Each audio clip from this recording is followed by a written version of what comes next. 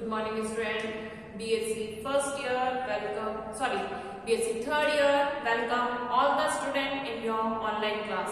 Myself ज्योति, हम zoology paper first पढ़ रहे हैं जो कि है हमारा कॉर डेटा और इसमें हम सेकेंड यूनिट में स्टडी कर रहे हैं। यानी कि सेकेंड यूनिट में जो हमारा टॉपिक चल रहा है वो है इंटेगुमेंट या जिसको हम कहते हैं अध्यावरण। अध्यावरण यानी कि इंटेगुमेंट की जो हमारी अब तक की क्लासेस हुई थी वहां पर हमने किनके बारे में बात करी थी, एपिडर्मिस के व्युत्पन्न या एपिडर्मल डेरिवेटिव्स के बारे में बात करी थी।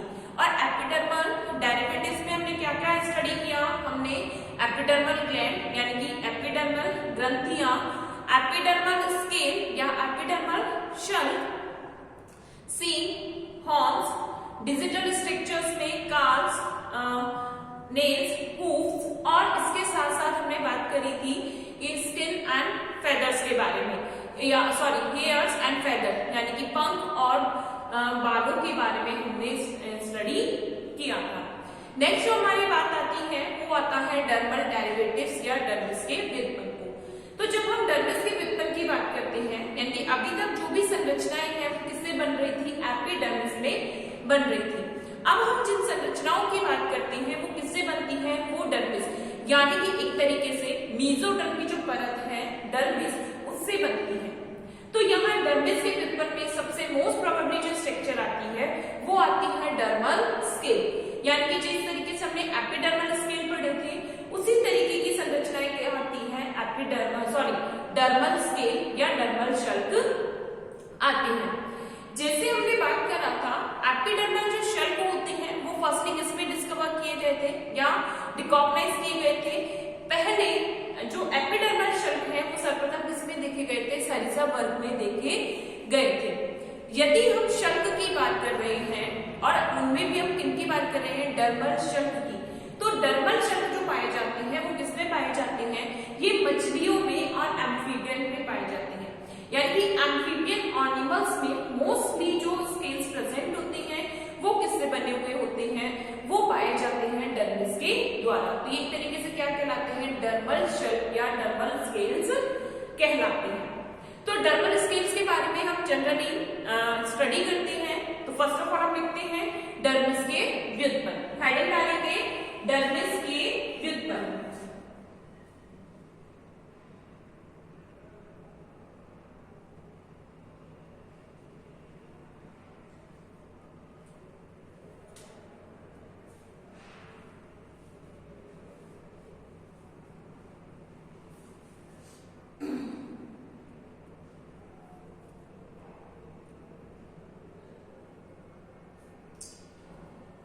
लिखेंगे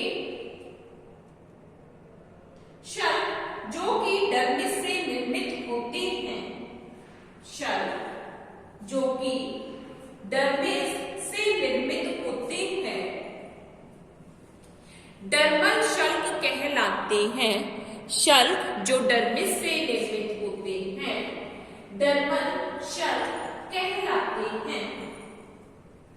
डर्मल शल्क कहलाती हैं जो कि मेसोडर्म से विकसित संरचना है, मेसोडर्म से निर्मित संरचना है। इस प्रकार के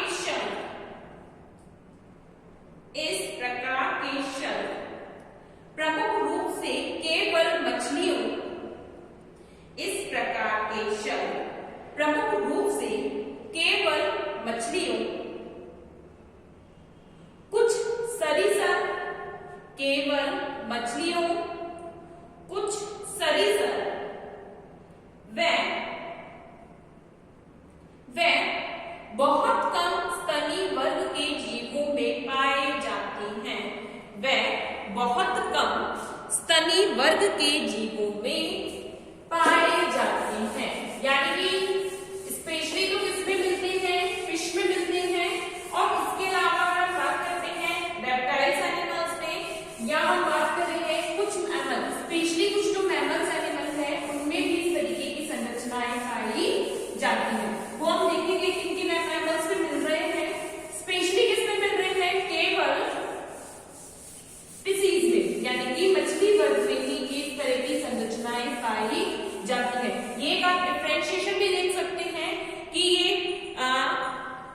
एपिडर्मल शल्क और डर्मल शल्क में डिफरेंशिएशन है।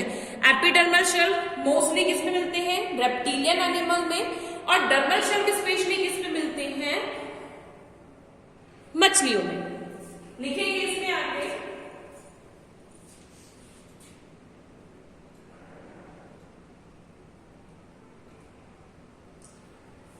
ऑस्ट्रेकोडर्म मछलियां, ऑस्ट्रेकोडर्म मछलियां ऐसी पहली कशेरुक जीव है,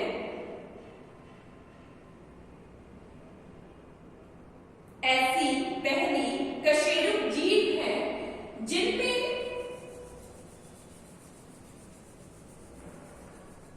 जिनके शरीर के ऊपर,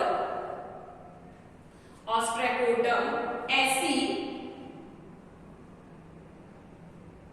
मछलियां हैं, ऐसी पहली देखी गई मछलियां हैं जिनके शरीर के ऊपर, जिनके शरीर के ऊपर कठोर व लंबी प्लेट नुमा संरचना के रूप में, कठोर व लंबी प्लेट नुमा संरचना के रूप में डर्मल शल्क या डर्मल प्लेट पाई जाती थी। डर्मल शल्क या डर्मल प्लेट पाई जाती थी।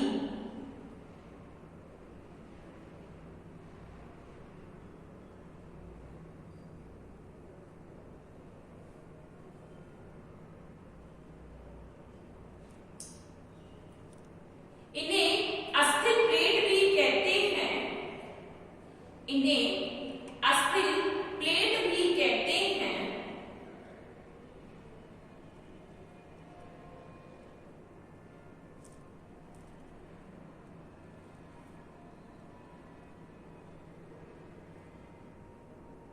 इसी प्रकार की कुछ अस्थिल प्लेट नुमा संरचनाएं, इसी प्रकार की कुछ अस्थिल प्लेट नुमा संरचनाएं क्रोकोडाइल व एलिगेटर में भी, क्रोकोडाइल व एलिगेटर में भी त्वचा के नीचे, त्वचा के नीचे ग्रीवा व कमर क्षेत्र में, त्वचा के नीचे ग्रीवा व कमर क्षेत्र में इसी प्रकार की अस्थिल प्लेट नुमा संरचनाएं क्रोकोडाइल व एलिगेटर की त्वचा में, ग्रीवा व कमर क्षेत्र में डर्मिस में धसी हुई अवस्था में पाई जाती हैं। डर्मिस में धसी हुई अवस्थाओं में पाई जाती हैं।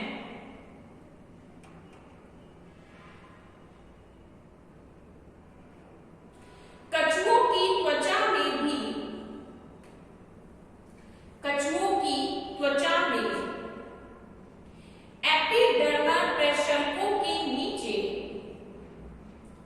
कछुओं की त्वचा में एपिडर्मल प्रशल्कों के नीचे, एपिडर्मल प्रशल्कों के नीचे बड़ी अस्थिल प्लेट, बड़ी अस्थिल प्लेट दृढ़ रूप से सतत कंकाल बनाते हुए, बड़ी अस्थिल प्लेट दृढ़ रूप से सतत कंकाल बनाते हुए पाई जाती है। सतत कंकाल बनाते हुए पाई जाती है।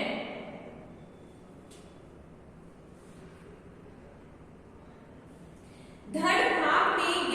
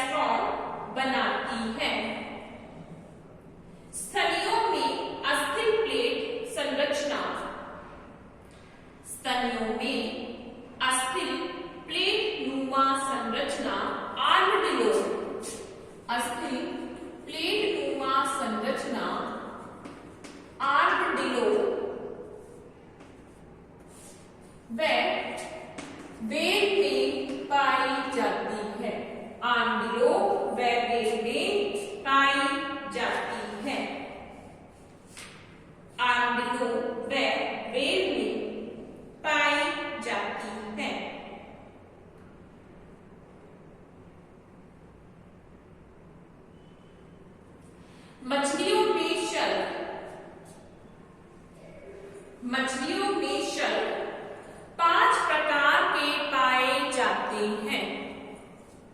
मछलियों में शल्क 5 प्रकार के पाए जाते हैं, जो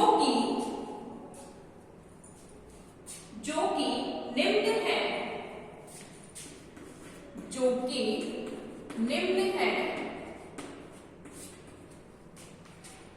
कॉस्मॉइड शल्क,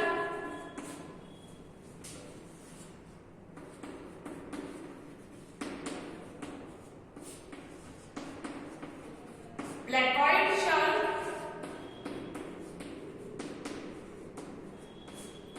गैनॉइड शल्क,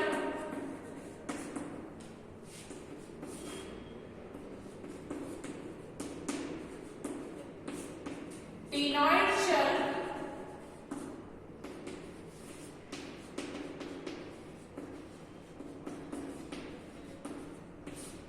साइक्लॉइड शल्क। ये 5 प्रकार के जो स्केल्स हैं वो किसमें पाए जाते हैं? मछलियों में पाए जाते हैं। कौन कौन से होते हैं? कॉस्मॉइड है, प्लेकॉइड शल्क है, गैनॉइड शल्क है, टिनॉइड है और साइक्लॉइड है। ये हमने लास्ट क्लास में बात करी थी। देखो सबसे पहले क्या था कि जो डर्मल स्ट्रक्चर है, यानी कि डर्मल के जो विपन है, डर्मिस की जो विपन है, वो पहले किस रूप में पाए जाते हैं? कठोर अस्थिर प्लेट नुमा संरचना के रूप में, यानी कि बहुत मोटी एक प्लेट नुमा संरचना के रूप में कठोर आवरण पाया जाता था। बहुत थिक थी, स्ट्रॉन्ग थी, बहुत हार्ड। तो ऐसे क्या था? डर्मल ये स्ट्रक्चर मिलती थी और इनको हम क्या कहते थे? ऑस्टियोडर्म कहते थे।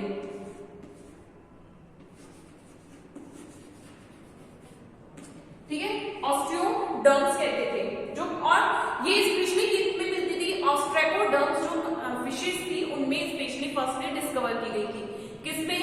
ऑस्ट्रेकोडर्म, जो कि ऐसे थे फिश साइज बहुत बड़े, लॉन्ग, मतलब कि बहुत बिग साइज के एनिमल्स थे जो कि पहले मिलते थे और उनमें ये इस तरह की स्ट्रक्चर पाई जाती थी। और इनमें जो डर्मिस से उत्पन्न जो स्ट्रक्चर है उसको हम क्या कह रहे थे? ऑस्टियोडर्म्स कहते थे। ऑस्टियोडर्म्स या बॉनी प्लेट्स बोलते हैं, बॉनी प्लेट्स कह सकते हैं, या एक तरीके से कैसी थी? Long hard plate like structure थी। इसके बाद ये जो ऑस्टियोडर्म जो है, ये प्लेट्स किसमें, यानी कि कुछ एनिमल्स में शॉर्ट रूप से अगर हम एवोल्यूशनरी देखें तो फिर इन ऑस्टियोडर्म प्लेट्स से किसका फॉर्मेशन हुआ? कॉस्मॉइड शल्क का। फर्स्ट ऑफ ऑल किसमें थे? प्लेट्स के रूप में थे। इसके बाद यदि हम बात कर रहे हैं जो कॉस्मॉइड शल्क होते हैं, ये पाई गई थी क्रिप्टोस्टेरेसियस जो फिशेस थी उनमें प्रेजेंट थी। फिर उसके बाद अगर हम बात करते हैं जो प्लेकॉइड शल्क है, ये किसमें मिलती है? अब जो क्रिप्टोस्टेरेसियस जो फिशेस थी वो भी एक्सटेंड हो चुकी है। उनमें जो डर्मल स्केल थे वो भी कैसे थे? हार्ड प्लेट के रूप में मिलते थे, यानी कि बहुत हार्ड स्ट्रक्चर के रूप में थी। इतनी हार्ड स्ट्रक्चर थी कि इनमें एनिमल्स की बॉडी कैसे भी मूव नहीं कर सकती थी। जैसे फिशेस में अगर हम देखते हैं, फिशेस फिर भी क्या करती है? कुछ फिशेस मूव कर सकती हैं, यानी कि अपनी बॉडी को थोड़ा बहुत भी मूव कर लेती है। लेकिन जब इनमें ऐसे ऑस्टियोडर्म यानी कि बॉडी प्लेट्स के रूप में स्ट्रक्चर्स मिलती है तो उस कंडीशन में वो अपनी बॉडी को कैसे भी मूव नहीं कर सकती, यानी कि फ्लेक्सिबिलिटीज बिल्कुल नहीं होती है इनमें। फ्लेक्सिबिलिटीज बिल्कुल नहीं होगी, लचीलापन बिल्कुल नहीं होगा। कैसी होगी? स्ट्रेट बिल्कुल सतत बॉडी में पाई जाती थी। फिर इवोल्यूशनरी क्या हुआ? कॉस्मॉइड शल्क के बाद जो स्ट्रक्चर्स बनी थी वो कौन सी थी? प्लेकॉइड शल्क, यानी कि प्लेकॉइड स्केल्स बनी थी। अब प्लेकॉइड जो स्केल्स है वो किसमें पाई जाती है? इलेस्मोब्रैंकिया में।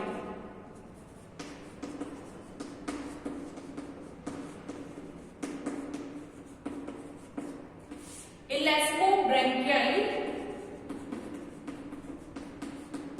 मछलियों में। तो इलेस्मोब्रैंकिया मछली कौन सी होती है? इलेस्मोब्रैंकिया मछलियां, जैसे अगर हम मछलियों का क्लासिफिकेशन देखते हैं तो इन मछलियों का जो एंडोस्केलेटन है, यानी कि जो इनका अंतः कंकाल है, वो किसका बना होता है? कार्टिलेजिस का, उपास्थि का बना हुआ है।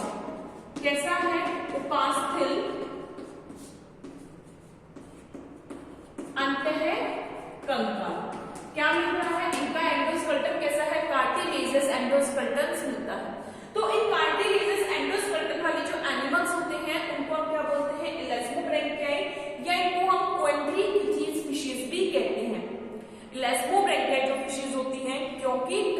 स्केलेटन किसका है, कार्टिलेजियस का है, इसलिए इनको हम क्या कहते हैं, क्वेड्रिप्यूटी स्पीशीज भी कहते हैं, कार्टिलेजियस या क्वेड्रिप्यूटी स्पीशीज कहते हैं। तो इनमें जो स्केल्स मिलते हैं वो कौन से मिलते हैं, प्लेकॉइड स्केल्स मिलते हैं। अब प्लेकॉइड स्केल कैसे होते हैं, ये इस तरीके से कर्व बनाते हुए छोटे छोटे स्केल्स के रूप में पाए जाते हैं। रैम्बॉइडल प्लेट्स होती हैं लेकिन छोटे छोटे स्ट्रक्चर बनाते हुए बॉडी में धसी हुई अवस्था में पाए जाते हैं, यानी कि बिल्कुल शिफ्टेड होते हैं उनमें। तो कौन से स्केल्स मिलते हैं, प्लेकॉइड स्केल हुए। फिर उसके बाद ओरिजिनेशंस में देते हैं तो इलेक्ट्रोब्रैंकियल स्पीशीज के बाद यदि हम इवोल्यूशनरी देखते हैं कौन से शेल फॉर्म हुए थे या कौन से स्केल फॉर्म हुए, गैनोइड स्केल्स फॉर्म हुए थे। इसके अलावा अगर हम बात करते हैं टीनॉइड और साइक्लॉइड स्केल्स, ये एक तरीके से ये बॉडी फिशेस में मिलने वाले या हम एक तरीके से जैसे एवोल्यूशनरी बहुत न्यूली जो फॉर्म स्केल्स हैं वो कौन से आते हैं, टीनॉइड व साइक्लॉइड स्केल्स आते हैं। तो इनमें यदि हम कहते हैं ये बहुत हार्ड नहीं है, हार्ड स्ट्रक्चर तो है बट इतने भी हार्ड नहीं है। जैसे क्या था, पहले बहुत हार्ड स्ट्रक्चर थी, बॉडी प्लेट्स के रूप में जब स्ट्रक्चर मिल रही थी, डर्मल स्केल्स जो मिल रहे थे प्लेट्स के रूप में बहुत हार्ड स्ट्रक्चर थी जो अनब्रेकेबल थी। लेकिन यहाँ पर जो टीनॉइड और साइक्लॉइड स्केल्स होते हैं ये इतने पतले स्केल्स हैं, यानी कि हार्ड स्ट्रक्चर है, बट इनकी वजह से क्या होते हैं, बॉडी के इजीली मूव, यानी कि बॉडी को फ्लेक्सिबिलिटीज प्रोवाइड करते हैं। तो ये 5 तरीके के जो शल्क है वो किन में पाए जाते हैं, फिशेज में पाए जाते हैं। अब देखो ये जो फिशेज में स्केल का जो चैप्टर है आपका, ये हमारे 2 यूनिट कवर कर रहा है, यानी कि 2 यूनिट में है ये वाला चैप्टर। ये जो टॉपिक है ये हमारा 2 यूनिट्स में है, जैसे इस यूनिट में स्पीशीज में कवर कर रहा है।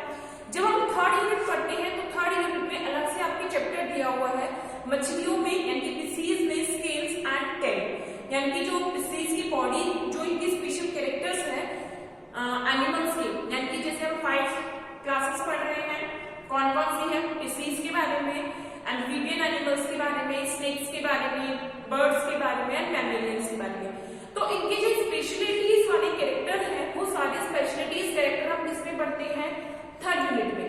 तो फिशेज में स्केल्स का प्रेजेंट होना एक इनका स्पेशल कैरेक्टर है, और ये स्पेशल कैरेक्टर यहाँ पर हम स्किन में पढ़ रहे हैं, स्केल्स जो हम पढ़ रहे हैं यहाँ तो किसके पार्ट में पढ़ रहे हैं, इंटेगुमेंट, यानी कि स्किन के पार्ट में पढ़ रहे हैं, और वहां हम 3rd यूनिट में इसको किसमें पढ़ेंगे, एक तरीके से बहुत स्पेशल कैरेक्टर में, फिशेज के स्पेशल कैरेक्टर में पढ़ेंगे।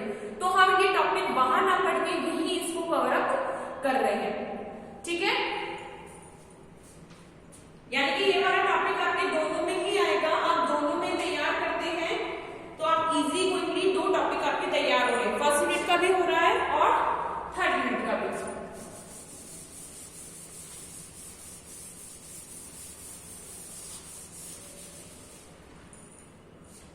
लिखेंगे कॉस्मॉइड शल्क, कॉस्मॉइड शल्क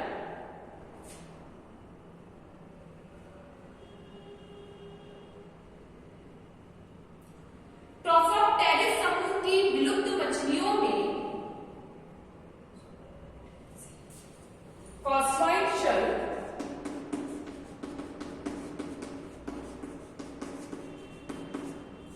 ट्रोफोप्टेरिसी समूह की मछलियों में, ट्रोफोप्टेरिसी समूह की मछलियों में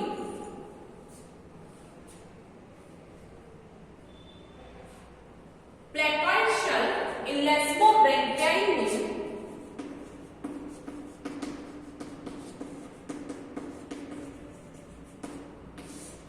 इलेस्मोब्रैंकियाई समूह की मछलियों में, प्लेकॉइड शल्क इलेस्मोब्रैंकियाई समूह की मछलियों में, गैनोइड शल्क कॉन्ट्रोस्टीजियम,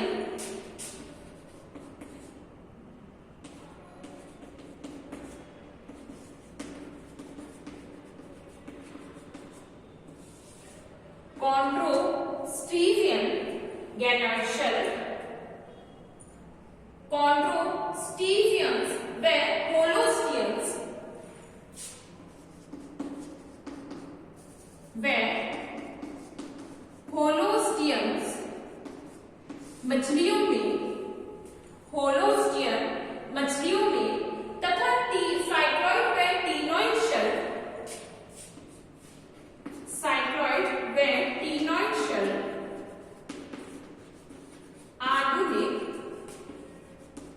आधुनिक अस्थिर मछलियों में पाए जाते हैं। आधुनिक अस्थिर मछलियों में पाए जाते हैं। कॉस्मोइड शेल प्रोसोप्टेरिस समूह की मछलियों में, प्लैकॉइड शेल लेस्मोब्रैंकियाई ग्रुप की मछलियों में, गैनोइड शेल कॉन्ड्रोस्टीजियंस व होलोस्टियंस में तथा टीनॉइड व साइक्लॉइड शेल आधुनिक अस्थिर मछलियों में पाए जाते हैं। आधुनिक अस्थिर मछलियों में पाए जाते हैं। ठीक है, लिखेंगे डर्मल डेरिवेटिव्स। इस चीज को एक बार नोट डाउन कर लेते हैं। देन हम इन ये सारे जो स्केल्स हैं इनको हम डिटेल से स्टडी करेंगे। ठीक है, हर स्केल्स की क्या स्पेशलिटीज होती हैं, क्या इनका डायग्रामेटिक वे है, वो हम डिटेल में यहाँ इनको स्टडी करेंगे।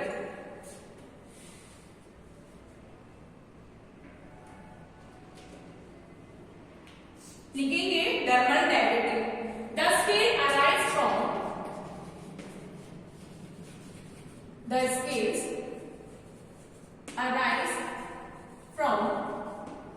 the scales arise from the dermis,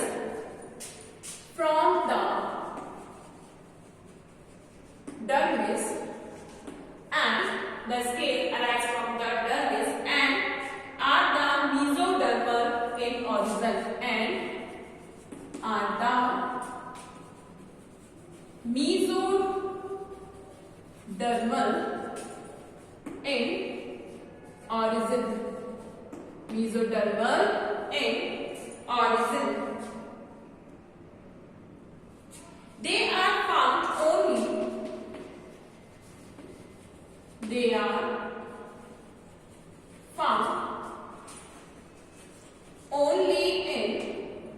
They are found only in fishes,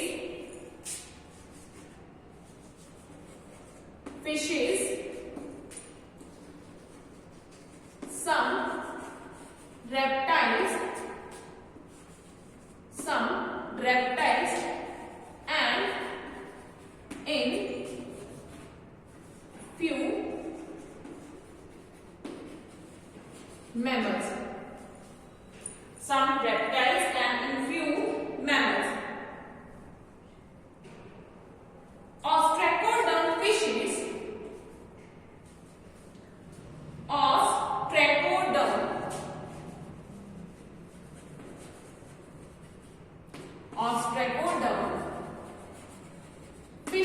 ये एक्सटेंट फॉर्म है।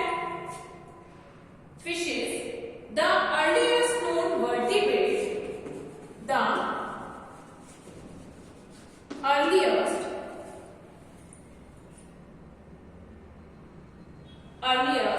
known vertebrate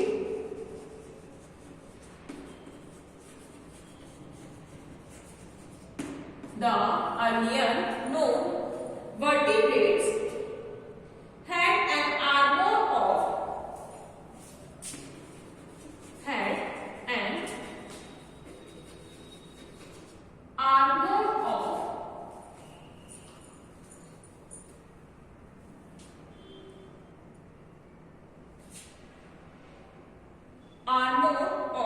large bony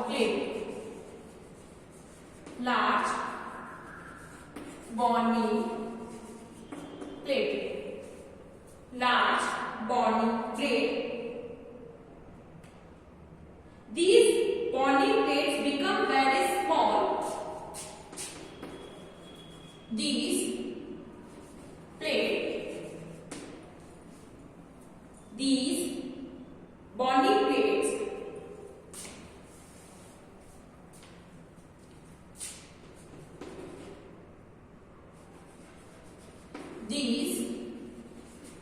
bony plates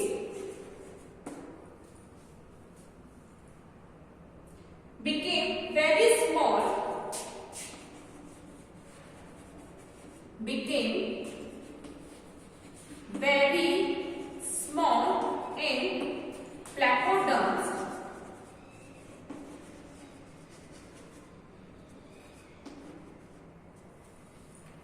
became very small in placoderm to give rise to give rise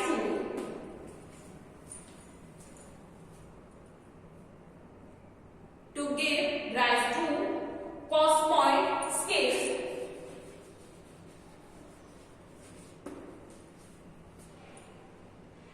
Cosmoid scales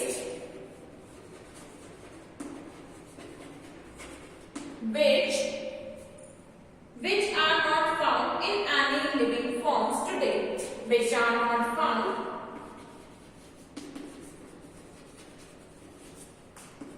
in any living forms today. In any living forms today. तो यहाँ पर देखो, जैसे हम ऑस्ट्रेकोडर्म्स में बात कर रहे हैं, यहाँ पर क्या मिल रहा था? Armour of the large bony plates, यानी कि एक बहुत बड़ी लार्ज बॉनी प्लेट्स मिल रही थी। तो और इसके बाद इनसे ही ऑस्ट्रेकोडर्म्स की जो लार्ज बॉडी प्लेट्स हैं उनसे क्या हुआ, क्या बना?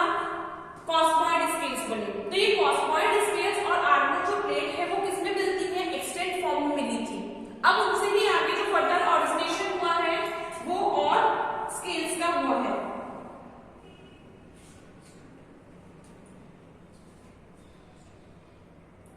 Turtles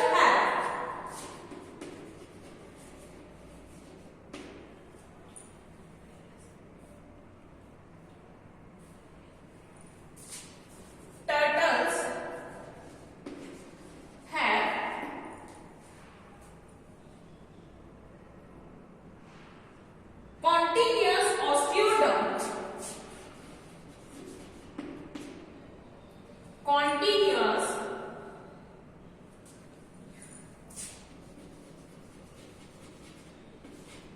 continuous osteoderm.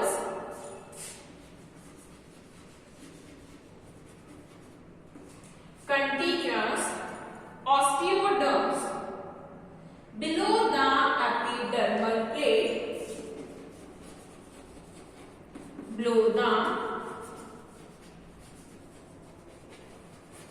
epidermal plates, below the epidermal plates of the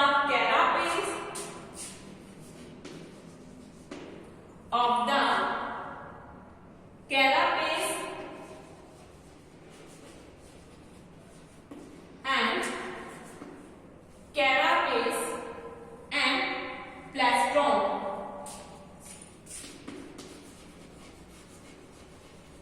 Carapace and plastron, यानी उनकी बॉडी के ऊपर जो carapace मिलता है वहां पर ये स्ट्रक्चर पाई जाती है।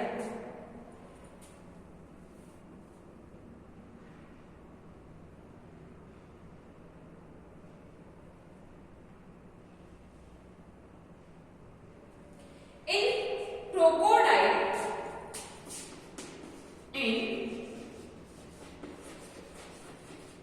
crocodile,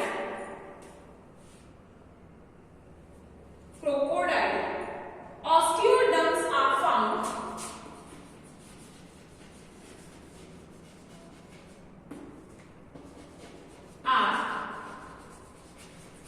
in crocodile. Osteoderm are found below the epidermal plate, below the epidermal plate, below the epidermal plate, only on the back and the throat, only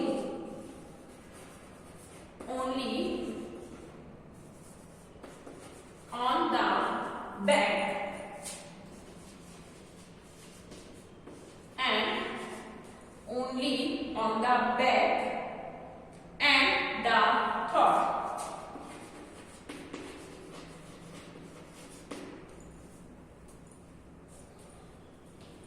Back and the throat.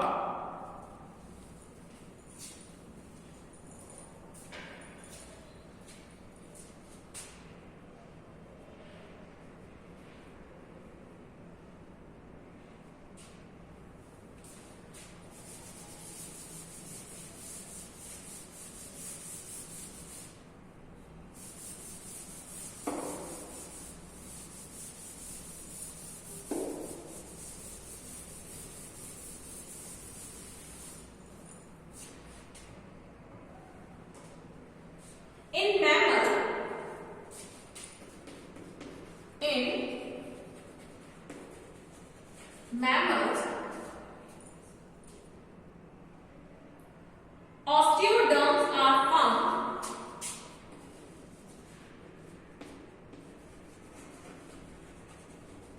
in mammals. Osteoderms are found in armadillos, found in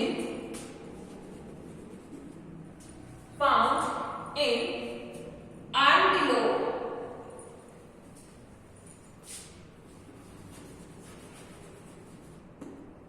armadillos lying below the epidermal skin, lying below the epidermal, lying below the epidermal skin, lying below the epidermal scales. They are bony plates of, they are bony plates of, they are bony plates of spongy texture, spongy texture.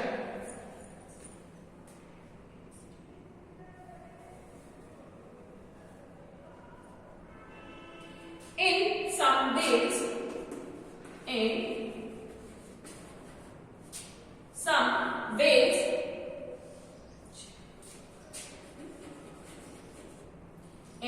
some whales, bony osteoderms, bony osteoderm may be present on the back, may be present on the back, and osteoderm may be present on the back and the dorsal fin, and the dorsal fin. ठीक है, तो यहां पर complete होते हैं dermal derivatives, यानी कि dermal derivatives या हम एक तरीके से कहते हैं हमने इंटेगुमेंट की तो जो जनरल स्टडी है वो हमने यहाँ पर कंप्लीट करी है। अब हम नेक्स्ट क्लास में हम जो कंपैरेटिव एनाटॉमी है स्किन की वो स्टार्ट करते हैं। थैंक यू फ्रेंड्स, आज की क्लास हमारी यही कंप्लीट होती है।